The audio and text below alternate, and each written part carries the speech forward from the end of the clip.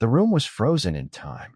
Officer Trevor Dane's jaw tensed as his eyes locked onto the small but unmistakable object in the man's hand, a federal prosecutor's badge.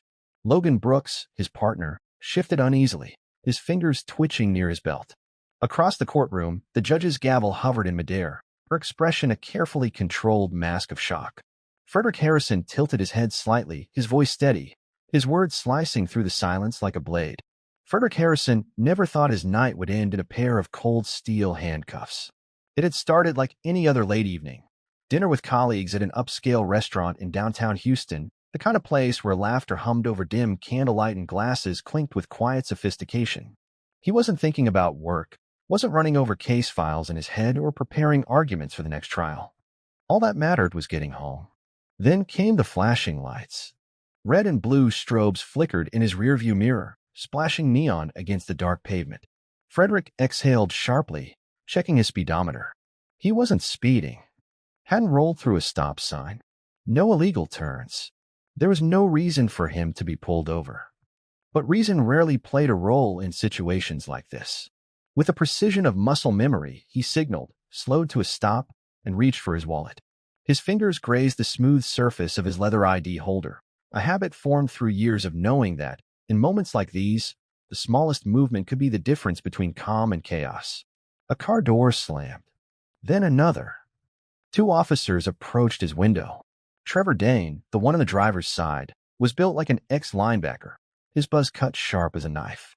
Logan Brooks, hovering near the passenger door, was leaner but no less intimidating. Their postures were rigid, their movements calculated.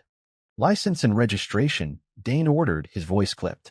Frederick complied without hesitation, handing over his documents with a steady hand. Mind telling me why I was stopped? He asked, his voice even void of challenge but not of curiosity. Dane exchanged a brief glance with Brooks before replying. Tail lights out. Allah. Frederick kept his face neutral, but his stomach coiled with quiet frustration. His car had passed inspection just 2 weeks ago, and the soft glow of his brake lights reflected in the rear windshield of the car parked behind him. Are you sure about that? A shift. Subtle, but undeniable. Dane's expression darkened just slightly before he leaned closer to the window. Step out of the vehicle. Frederick's pulse ticked up. His instincts, honed through years of navigating the justice system, warned him that this was more than just a stop. It was an escalation. With all due respect, officer, I'd like to know the reason first, he said, careful to keep his tone measured. Brooks smirked, shifting his stance. Because we said so. There it was. The tipping point. Frederick had spent years in courtrooms dissecting cases just like this, where a routine stop became something more sinister, where an officer's ego outweighed the truth, where the law became a tool for control rather than justice. Still, he knew the rules. He knew what could happen if he refused. He also knew his rights. I'd like to clarify, are you ordering me out under suspicion of a crime or as a voluntary request? The question hung in the air for a second too long. A flicker of irritation crossed Dane's face before he reached for the door handle. Get out. No. Frederick barely had time to react before the officer yanked the door open, his grip latching onto Frederick's wrist with brute force. His seatbelt locked against his chest, jerking him back. What the hell are you doing? But Dane wasn't listening. Within seconds, Brooks was on the other side, wrenching Frederick's arm behind his back. Cold metal snapped around his wrist.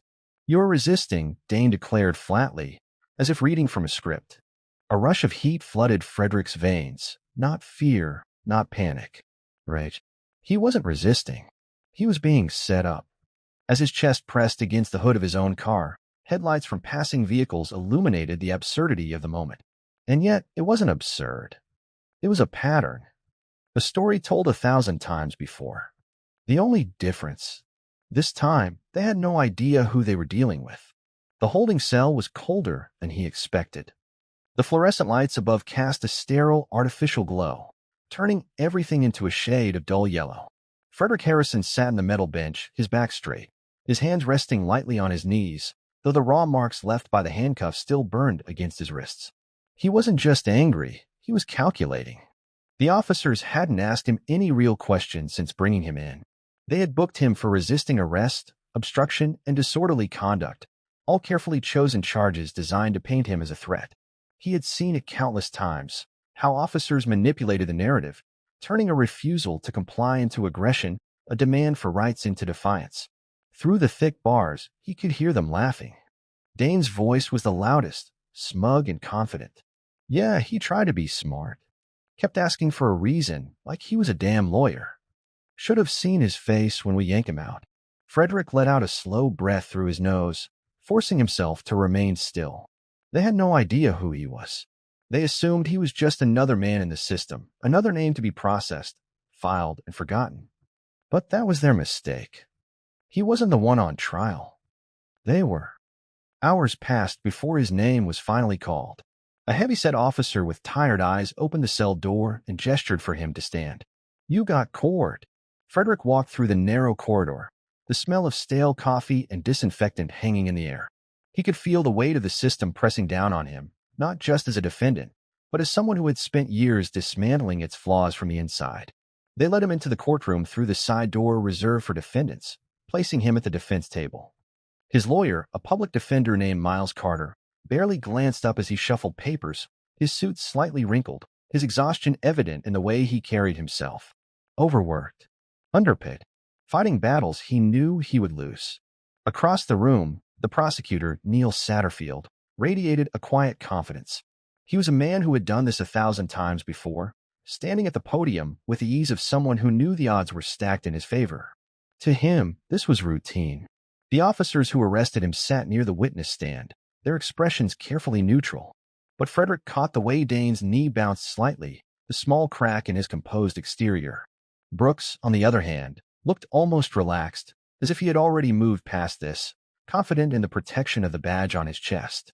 Then there was Judge Catherine Wilborn. Her reputation preceded her, a woman known for being tough on crime, which, in cases like this, often meant tough on people who looked like him. She adjusted her glasses, barely sparing Frederick a glance before clearing her throat. Let's proceed. And just like that, the performance began.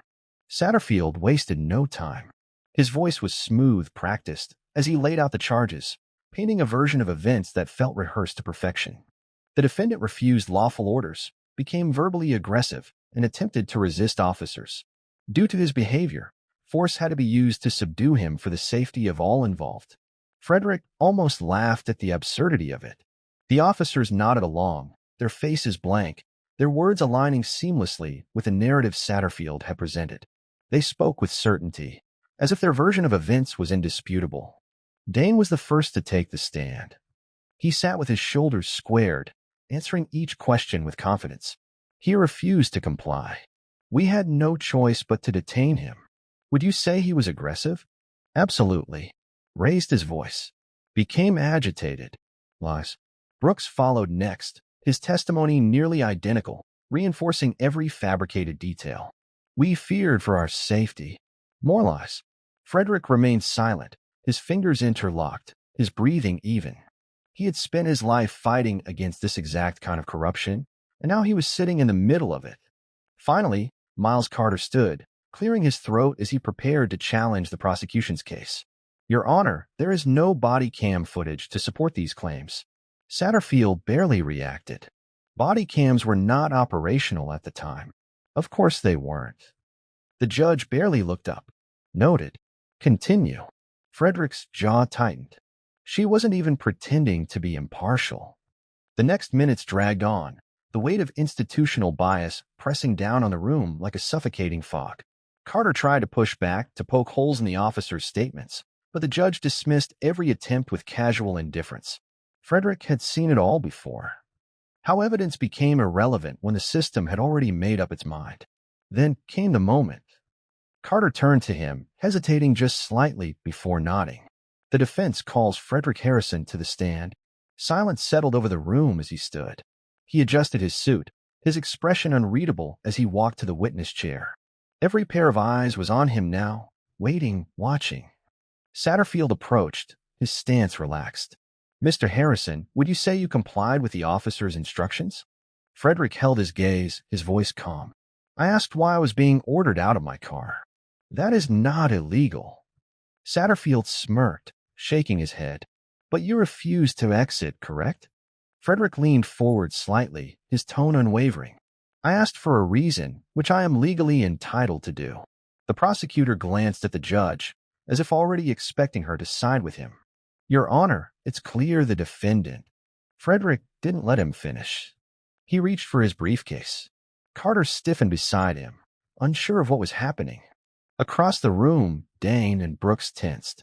Slowly, deliberately, Frederick pulled out his badge. A simple rectangle of metal, yet in that moment, it became the most powerful object in the room. He held it up, letting the fluorescent light catch its surface. Frederick Harrison, Senior Assistant U.S. Attorney for the Southern District of Texas. The silence was deafening. The judge's lips parted slightly. Satterfield's smirk faded. The officers stiffened. Frederick tilted his head. Did I stutter? And just like that, the case imploded. The weight of Frederick Harrison's words hung heavy in the air, suffocating the once unshakable confidence of the courtroom. The metallic gleam of his federal prosecutor's badge caught the light, reflecting in the wide eyes of the officers who had been so certain of their victory just moments ago. Judge Catherine Wilborn, a woman known for her unwavering control, seemed frozen in time. Her gavel, once a tool of swift dismissal, hovered midair, uncertain whether to slam down in authority or remain suspended in a futile attempt to regain dominance over the spiraling case. Satterfield, the once smug prosecutor, visibly swallowed. His usually steady hands clutched the edges of his legal pad, flipping through documents that he already knew held no escape. There was no precedent for this, no pre-written script on how to handle an arrest gone so catastrophically wrong. Dane and Brooks sat stiffly in their seats, their faces drained of the arrogance they had carried since the moment Frederick had been dragged from his vehicle. For the first time, they were the ones under scrutiny. The silence stretched, a tangible force pressing against every individual in the room. It was the kind of stillness that only came when the truth was too undeniable to ignore. Judge Wilborn, ever the composed figure of judicial authority, finally found her voice, though it lacked the usual confidence she wielded over her courtroom. Mr. Harrison. She hesitated, clearing her throat. I was not made aware of your position prior to this proceeding. Frederick remained perfectly still, his face unreadable. He had spent years perfecting this kind of silence, the kind that made opponents shift uncomfortably, made witnesses stumble over their words, made judges second-guess their rulings. He let the weight of his revelation settle before finally responding. And yet here we are. A slow murmur spread through the courtroom. The journalists seated at the back, who had initially seemed bored with yet another routine case, were now typing furiously, their fingers flying over keyboards as they captured the unraveling scandal. Frederick could feel the shift happening in real time. The case was no longer just about him. It was about the system itself. Satterfield, still trying to maintain control, cleared his throat and straightened his tie. Your Honor, this does not change the facts of the case. The defendant. Frederick cut him off. Defendant. He let the word linger, as if tasting the absurdity of it. A federal prosecutor being unlawfully detained and falsely charged doesn't change the facts? Which facts, exactly? The ones that were fabricated. Satterfield flinched, but before he could formulate a response, Frederick continued, his voice steady.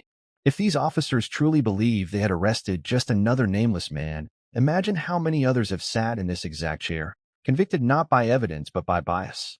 A current of unease rippled through the courtroom. The judge shifted uncomfortably, clearly aware that the eyes of the media were now locked onto her every reaction. The world was watching. The air thickened as the reality of the moment set in. There was no way to sweep this under the rug. Frederick leaned back in his chair, the corners of his mouth curling into the faintest hint of something that wasn't quite a smile, but carried the same quiet power. He had won the second he revealed who he was. But that wasn't enough. He wasn't here just to walk free. He was here to tear the facade apart, brick by brick. The tension in the room was suffocating, but Dane and Brooks were still clinging to their last vestiges of control. They weren't men accustomed to being questioned. They had spent years weaving their narratives without consequence. But the weight of Frederick's badge was something they had never encountered before. Judge Wilborn turned her gaze to the officers, her carefully curated mask of neutrality slipping ever so slightly. Would you like to amend your statements? Dane's jaw clenched. Brooks, who had been so confident before, suddenly seemed less sure. A bead of sweat traced a slow path down the side of his temple. Frederick didn't need them to answer. He already knew. Their lies had collapsed, and now they were left standing in the wreckage. But this wasn't just about them anymore. Frederick exhaled, letting the silence do the work for him. He had spent years unraveling cases just like this one, but today he was living inside the very corruption he had prosecuted. He turned to the judge, his voice devoid of emotion. "Your Honor, I move to have all charges dismissed, effective immediately. Furthermore, I request that this court subpoena all dispatch call logs from the night of my arrest. If the officers had legitimate probable cause, those logs will confirm it." It was a masterstroke. If the logs showed the officers had called in a stop, they would have been required to state their reasoning. If they hadn't called it in, it meant the stop was never legal to begin with. Wilborn hesitated. She knew the implications. If she refused the request, it would be a blatant suppression of evidence. If she approved it, she would be handing Frederick the final nail in the coffin. She cleared her throat, her voice slightly strained. Request granted. A sharp exhale escaped from Brooks. Dane's fingers curled into fists beneath the table. They knew what was coming. The journalists at the back of the room weren't just typing anymore. They were recording. The case was no longer confined to these four walls. And Frederick wasn't done yet.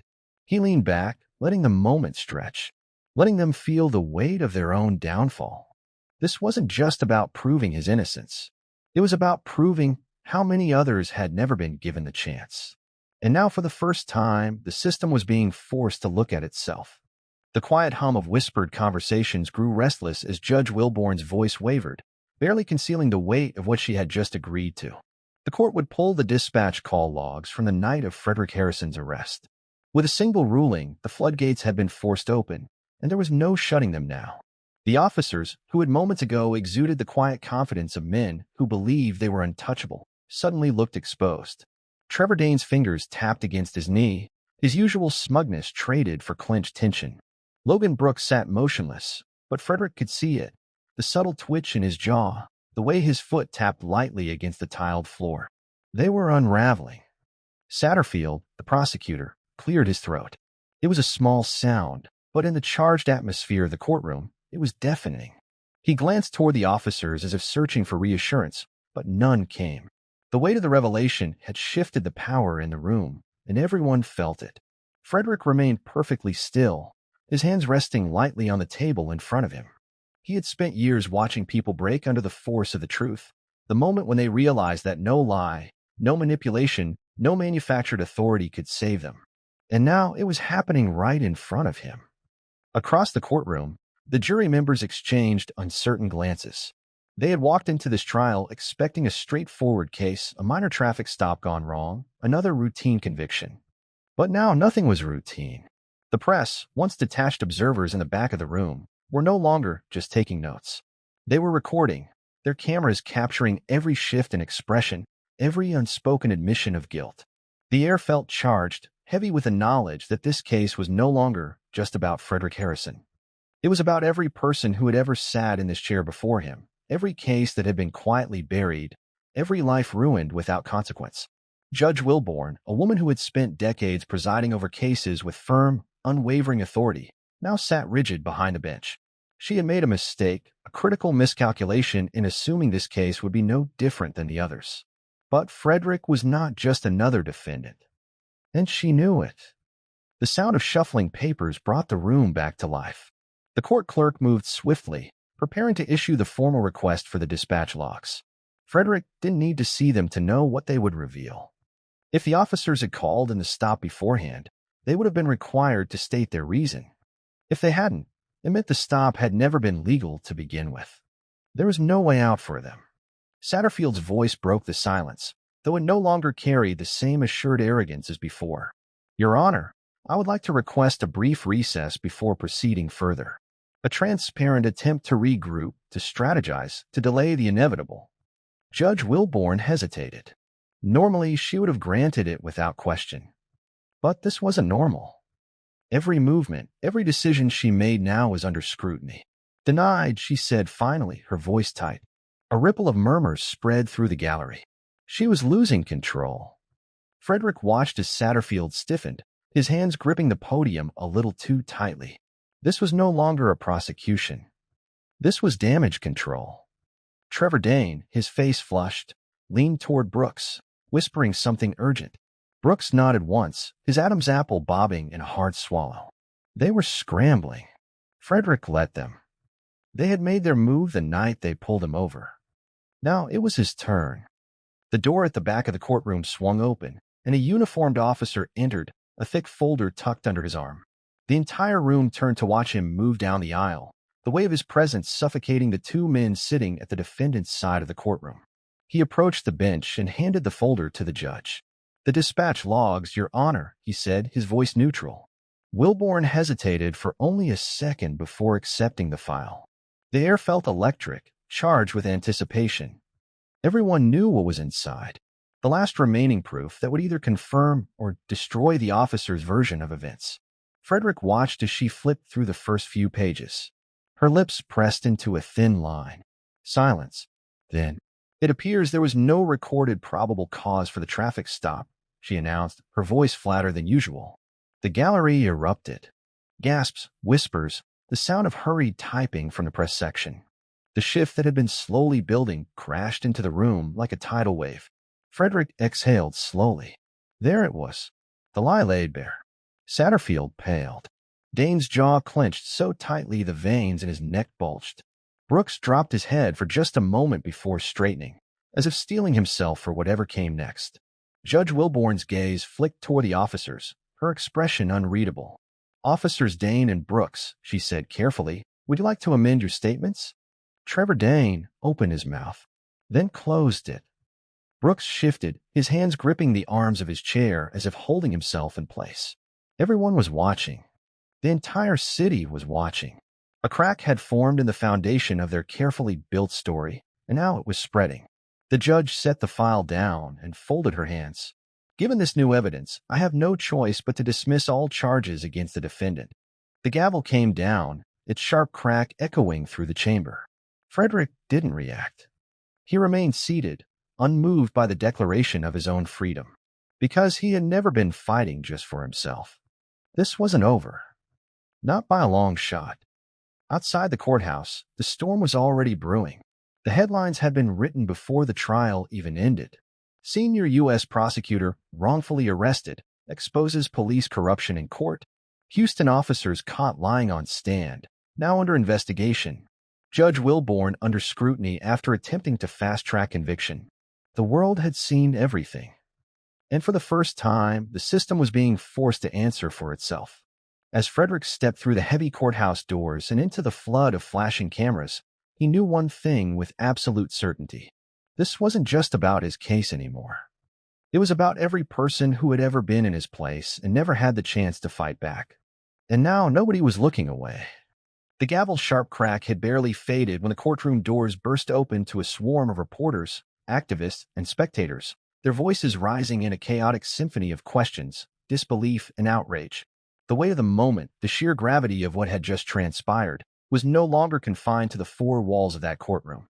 It was spilling into the streets, into newsrooms, into the very fabric of the city. The system had been caught in the act. Frederick Harrison emerged into the sea of flashing cameras, his face unreadable, his posture steady. This wasn't a victory march. He wasn't celebrating. He wasn't relieved. He was focused, because this wasn't over. The headlines had already begun spreading like wildfire.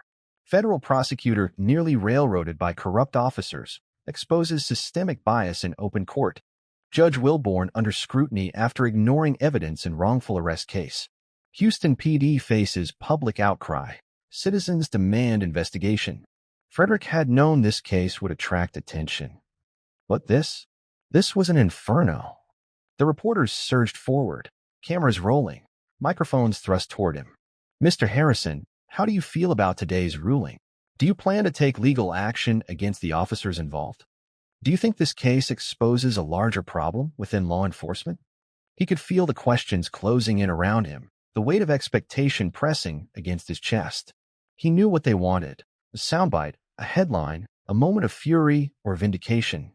But Frederick wasn't interested in theatrics. Instead, he lifted his head, his voice measured and clear. "This case was never just about me," he said. "This was about a system that protects itself at the expense of those it was meant to serve." The crowd stilled, microphones angling closer, the air tightening with anticipation. The only reason I'm standing here today is because I had the privilege of knowing my rights and the position to fight back. But how many others have sat in that chair before me, without a badge, without a title, without a voice? A wave of murmurs swept through the journalists. They weren't just hearing a statement. They were hearing a challenge. And Frederick meant every word. By the time he reached his car, the news had already spread beyond the city. It was national now. His phone vibrated nonstop. Calls from colleagues, civil rights attorneys, journalists wanting exclusive interviews. He ignored them all. There was still more work to be done. That evening, the protest began. It started outside the courthouse. A few dozen people gathered, holding signs, chanting for justice. But as the hours passed, dozens became hundreds, and hundreds became thousands. By nightfall, Houston's streets were flooded. People demanded answers. They weren't just angry about Frederick's case, they were angry about all the others. Every name that had never made the news.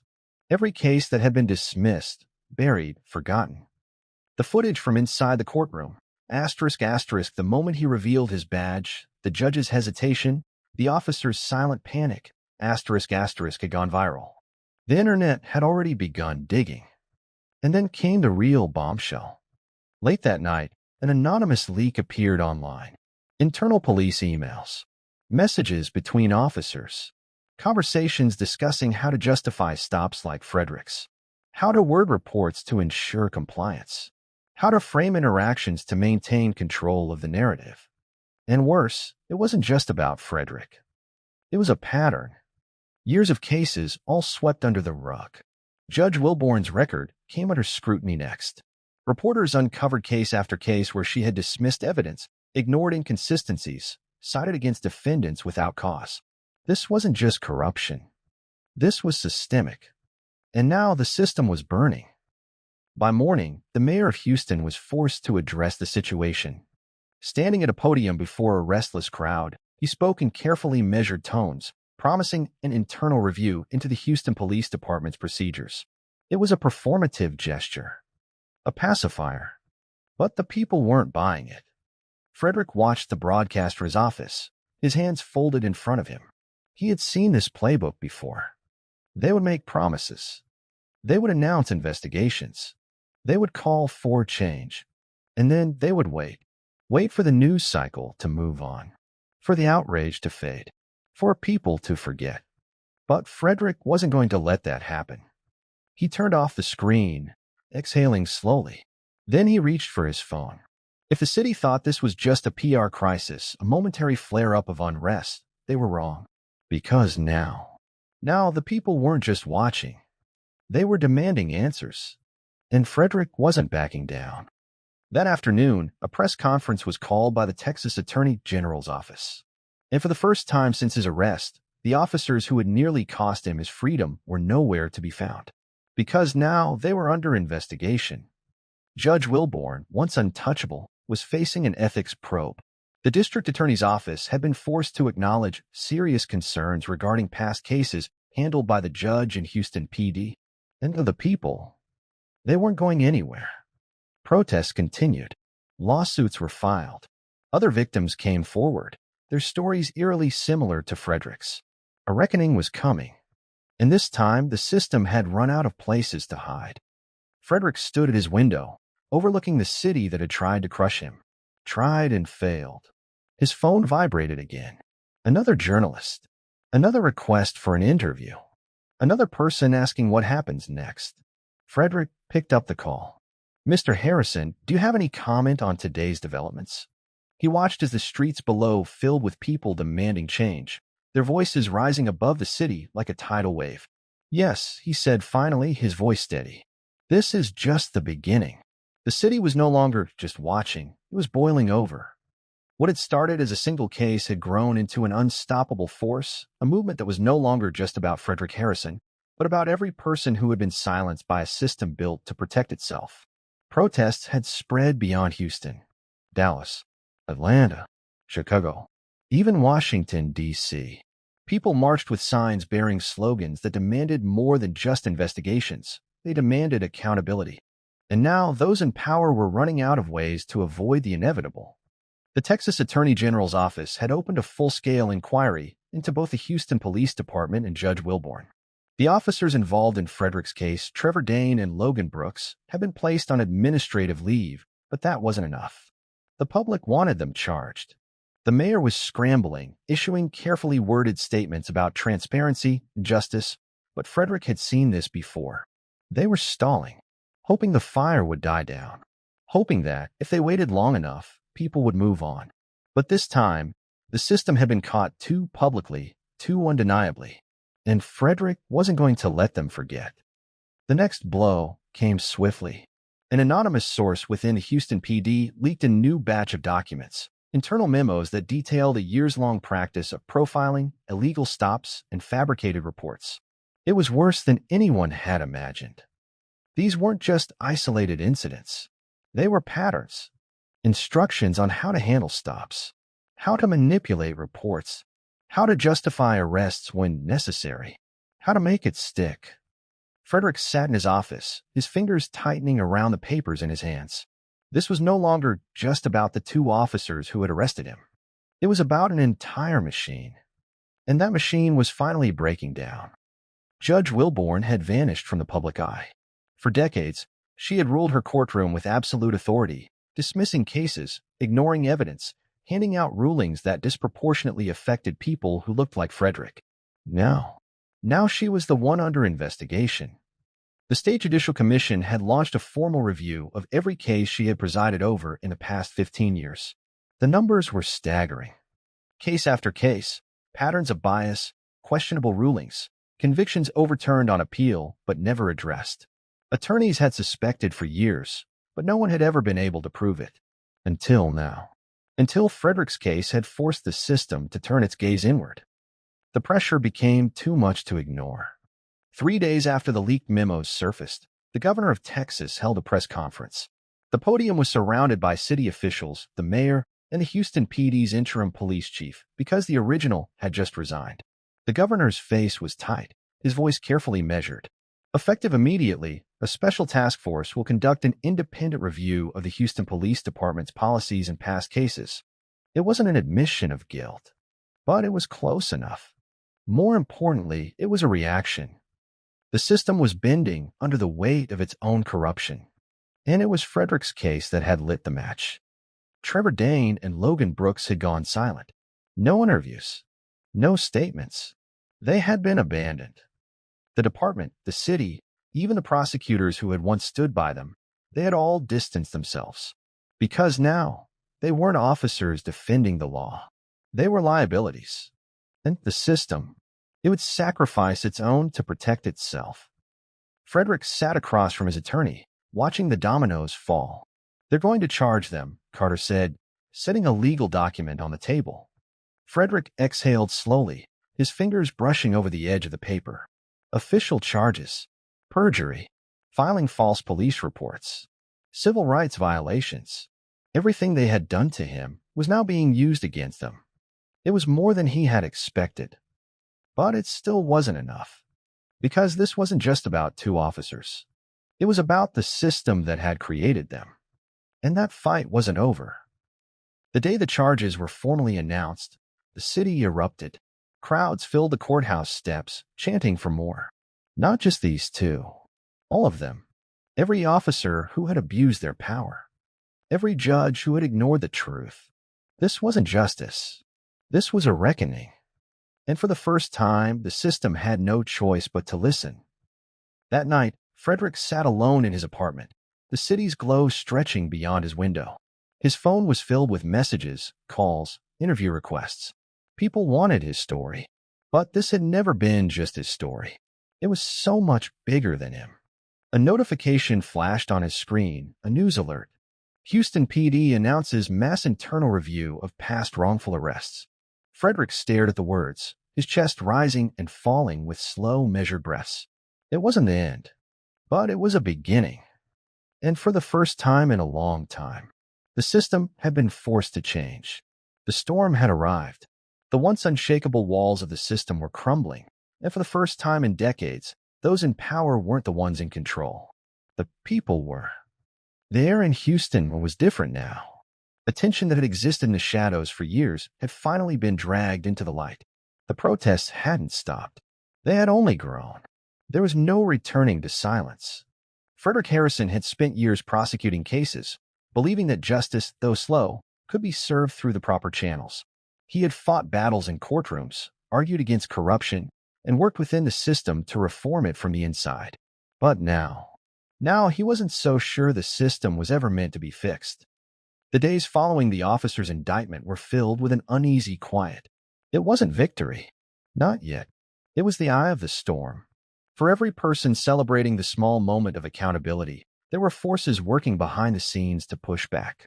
Wilborn's attorneys had filed a motion to delay her judicial review, citing undue public pressure.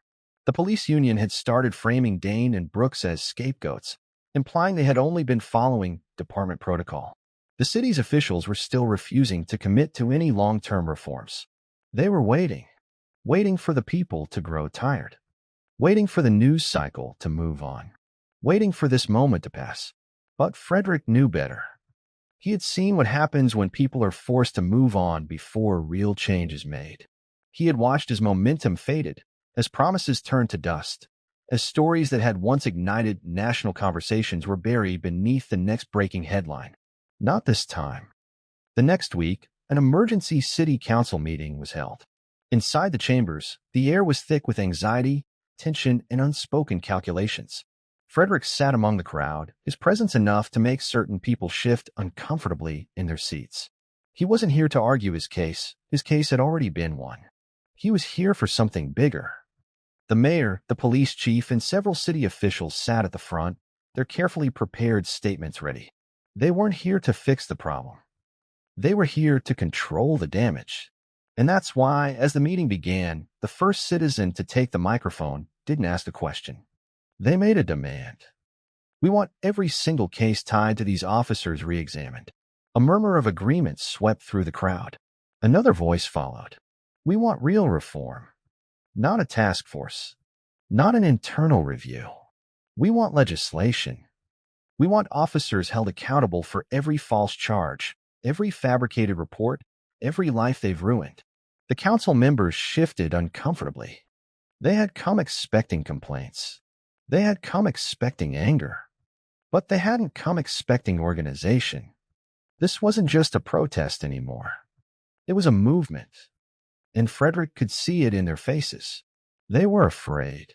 Because they knew what everyone else did now, this wasn't going away. Outside, the crowd had doubled in size. The courthouse steps were packed with people, citizens, lawyers, activists, even some city employees who had remained silent for years but could no longer stomach what they saw. Signs filled the air. Some carried Frederick's name, but most didn't. Because this was bigger than him now. This was about every name that had never been spoken. Every person who had sat in that defendant's chair and never had the chance to fight back. Every case that had been quietly dismissed. Every life that had been stolen by a system designed to protect itself.